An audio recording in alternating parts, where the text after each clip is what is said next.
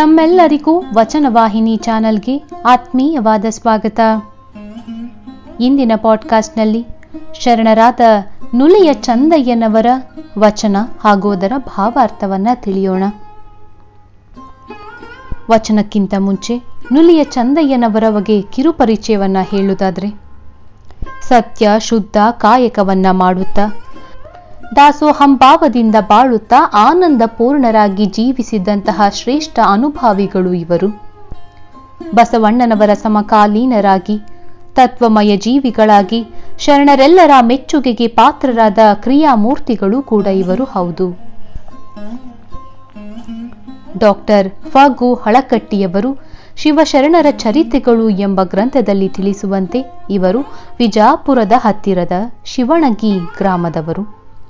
ನೂಲೇನೂರಿನಲ್ಲಿ ಪದ್ಮಾವತಿ ಎಂಬ ಮಹಿಳೆ ಚಂದಯ್ಯ ಶರಣರಿಗೆ ಒಂದು ಕೆರೆಯನ್ನ ಕಟ್ಟಿಸಿಕೊಟ್ಟಿದ್ದು, ಅದರ ಏರಿಯ ಮೇಲೆ ಚಿಕ್ಕ ಮಠವಿದ್ದು ಶಿವಾನುಭವ ಗೋಷ್ಠಿ ನಡೆಸುತ್ತಿದ್ದರೆಂದು ಕೊನೆಗೆ ಅಲ್ಲಿಯೇ ಬಯಲಾದರೆಂದು ತಿಳಿದುಬರುತ್ತದೆ. ನುಲಿಯ ಚಂದಯ್ಯನವರು ಮೆದೆ ಹುಲ್ಲನ್ನ ತಂದು ಹಗ್ಗ ಹೊಸೆದು ಮಾರಿ ಬಂದ ಹಣದಿಂದ ದಾಸೋಹ ಕಾರ್ಯವನ್ನ ನಡೆಸುತ್ತಿದ್ದವರು. ಆವಾವ ಕಾಯಕದಲ್ಲಿ ಬಂದರೂ ಭಾವಶುದ್ಧರಾಗಿ ಗುರು ಲಿಂಗ ಜಂಗಮಕ್ಕೆ ಮಾಡುವುದೇ ಶಿವಪೂಜೆ ಎಂದು ತಾನು ಬದುಕಿ ಇತರರನ್ನ ಬದುಕಿಸುವ ಕಾಯಕವನ್ನ ಪೂಜೆ ಎಂದಿರುವರು. ಮಾಡುವ ಕಾಯಕದಲ್ಲಿಯೇ ದೇವತ್ವ ಕಾಣಬೇಕೆಂದು ಚಂದಯ್ಯನವರು ಹಲವಾರು ವಚನಗಳಲ್ಲಿ ಹೇಳಿದ್ದಾರೆ. ಕಂದಿಸಿ ಕುಂದಿಸಿ ಬಂಧಿಸಿ ಕಂಡವರ ಬೇಡಿ ತಂದು ಜಂಗಮಕ್ಕೆ ಮಾಡಿದೆನೆಂಬ ದಂದುಗದೋಗುರ ಲಿಂಗಕ್ಕೆ ನೈವೇದ್ಯವಲ್ಲ, ದಾಸೋಹ ಮಾಡಬೇಕಾದವರಿಗೆ ಎಚ್ಚರಿಕೆಯ ಮಾತಿದೆ. ತನು ಕರಗದೆ ಮನ ಬಳಲದೆ ಮಾಡುವ ಕಾಯಕವಾಗಲಿ ಬೇಡಿ ತಂದು ಮಾಡುವ ದಾಸೋಹವಾಗಲಿ ಲಿಂಗಕ್ಕೆ ಸಲ್ಲದು ಎಂದಿದ್ದಾರೆ. ಕಾಯಕದಿಂದ ಒದಗಿದ್ದು ಅದೇನೇ ಇರಲಿ ಅದನ್ನ ದಾಸೋಹ ಭಾವದಿಂದ ಅರ್ಪಿಸಿ ಪ್ರಸನ್ನ ಬದುಕು ನಡೆಸಬೇಕೆಂದು ಹೇಳುತ್ತಾರೆ ಚಂದಯ್ಯ ಶರಣರು. ಇವರ ವಚನಾಂಕಿತ ಚನ್ನ ಬಸವಣ್ಣ ಪ್ರಿಯ ಚಂದೇಶ್ವರ ಲಿಂಗ ಎಂದಿದೆ. ಇದೀಗ ಅವರ ವಚನವನ್ನ ತಿಳಿಯೋಣ. ಆವಾವ ಕಾಯಕದಲ್ಲಿ ಬಂದಡು ಭಾವ ಶುದ್ಧವಾಗಿ ಗುರು ಲಿಂಗ ಜಂಗಮಕ್ಕೆ ಮಾಡುವುದೇ ಶಿವಪೂಜೆ. ಮಾಡುವ ಮಾಟವಿಲ್ಲದೆ ಮಾತಿಂಗೆ ಮಾತಾಡುವುದು ಅದೇತರ ಪೂಜೆ. ಇದು ಚಂದೇಶ್ವರ ಲಿಂಗಕ್ಕೆ ಒಪ್ಪಬಲ್ಲ ಮಡಿವಾಳಯ್ಯ. ಆವಾವ ಕಾಯಕದಲ್ಲಿ ಬಂದಡು ಭಾವ ಶುದ್ಧವಾಗಿ ಗುರು ಲಿಂಗ ಜಂಗಮಕ್ಕೆ ಮಾಡುವುದೇ ಶಿವಪೂಜೆ. ಮಾಡುವ ಮಾಟವಿಲ್ಲದೆ ಮಾತಿಂಗೆ ಮಾತಾಡುವುದು ಅದೇತರ ಪೂಜೆ. ಅದು ಚಂದೇಶ್ವರ ಲಿಂಗಕ್ಕೆ ಒಪ್ಪವಲ್ಲ ಮಡಿವಾಳಯ್ಯ. ಒಪ್ಪವಲ್ಲ ಮಡಿವಾಳಯ್ಯ. ನುಲಿಯ ಚಂದಯ್ಯನವರು ತಮ್ಮ ಕಣ್ಣಿಯ ಕಾಯಕವನ್ನೇ ಯೋಗವನ್ನಾಗಿ ಮಾಡಿಕೊಂಡಿದ್ದವರು. ಸತ್ಯ ಶುದ್ಧ ಕಾಯಕವೇ ಅವರಿಗೆ ಸರ್ವಸ್ವವಾಯಿತು. ಸಜ್ಜನ ಕಾಯಕದಲ್ಲಿ ತಂದುದನ್ನ ಗುರು ಲಿಂಗ ಜಂಗಮಕ್ಕೆ ಅರ್ಪಿಸಿ ಬಾಳುವ ಸದಾಚಾರವಿದ್ದರೆ ಅದುವೇ ಸುಂದರ ಆದರ್ಶದ ಬದುಕು ಎಂಬ ನಂಬುಗೆ ಚಂದಯ್ಯ ಅವರಲ್ಲಿತ್ತು.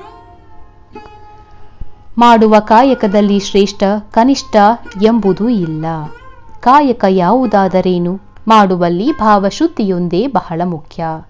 ತನು ಮನ ಮುಟ್ಟಿ ಸದ್ಭಾವಯುಕ್ತವಾಗಿ ಕಾಯಕವನ್ನ ಮಾಡಬೇಕು. ಆ ಕಾಯಕದಿಂದ ಬಂದ ಪ್ರತಿಫಲವನ್ನ ನಾನು ಗಳಿಸಿದ್ದು ನನಗೇ ಇರಲಿ ಎಂಬ ಸ್ವಾರ್ಥ ಭಾವ ದೂರವಾಗಿ ಗುರು ಲಿಂಗ ಜಂಗಮಕ್ಕೆ ಅರ್ಪಿಸುವ ಭಾವವಿದ್ದರೆ ಅದುವೇ ಶಿವಪೂಜೆ ಎನಿಸುತ್ತದೆ. ತಾನು ಬದುಕಿ ಇತರರನ್ನೂ ಕೂಡ ಬದುಕಿಸುವ ಕಾಯಕ ಪೂಜೆಯಲ್ಲದೆ ಮತ್ತೇನು? ಈ ರೀತಿ ಶುದ್ಧ ಭಾವದಿಂದ ಕಾಯಕ ಮಾಡಿ ತಂದು ನೀಡಿ ತಣಿಯುವ ಭಕ್ತನ ಜೀವನ ವಿಧಾನವೇ ಚಂದೇಶ್ವರ ಲಿಂಗಕ್ಕೆ ಒಪ್ಪಿತವಾಗುತ್ತದೆ. ದೇವನೊಪ್ಪುವಂತೆ ಕಾಯಕ ಮಾಡುವ ನೀಡುವ ಭಾವವಿಲ್ಲದೆ ಬರಿದೆ ಮಾತನಾಡಿದರೆ ಅದೆಂತು ಪೂಜೆಯಾದೀತು? ಕಾಯಕವಿಲ್ಲದೆ ಬದುಕುವುದು ಬದುಕೇ ಅಲ್ಲ ಎಂದು ಹೇಳಿ ನುಲಿಯ ಚಂದಯ್ಯನವರು ಕಾಯಕದ ಗೌರವವನ್ನ ಎತ್ತಿ ಹಿಡಿದಿದ್ದಾರೆ. ಒಂದು ಸುಂದರ ಸಮಾಜ ರೂಪುಗೊಳ್ಳಬೇಕಾದರೆ ಕಾಯಕ ನಿಷ್ಠೆ ಹಾಗೂ ದಾಸೋಹ ಭಾವ ಅತ್ಯವಶ್ಯ.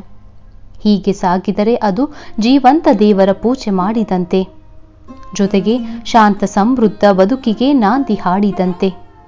ಪ್ರೀತಿಯಿಂದ ಮಾಡುವ ಕಾಯಕ ಪರಸ್ಪರ ಮಾನವೀಯತೆ ಗೌರವದೊಡನೆ ಬಾಳಲು ಕಲಿಸುತ್ತದೆ.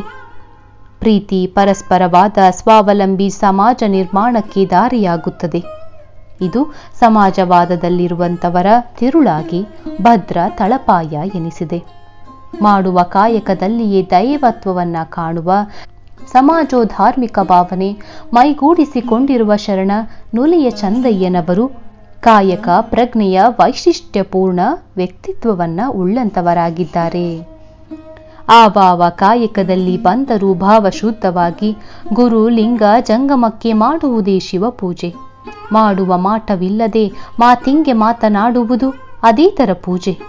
ಅದು ಚಂದೇಶ್ವರ ಲಿಂಗಕ್ಕೆ ಒಪ್ಪವಲ್ಲ ಮಡಿವಾಳಯ್ಯ. ಅದು ಚಂದೇಶ್ವರ ಲಿಂಗಕ್ಕೆ ಒಪ್ಪವಲ್ಲ ಮಡಿವಾಳಯ್ಯ. ಮುಂದಿನ ಪಾಡ್ಕಾಸ್ಟ್ನಲ್ಲಿ ಮತ್ತೆ ಭೇಟಿಯಾಗೋಣ. ಶರಣು ಶರಣಾರ್ಥಿಗಳು.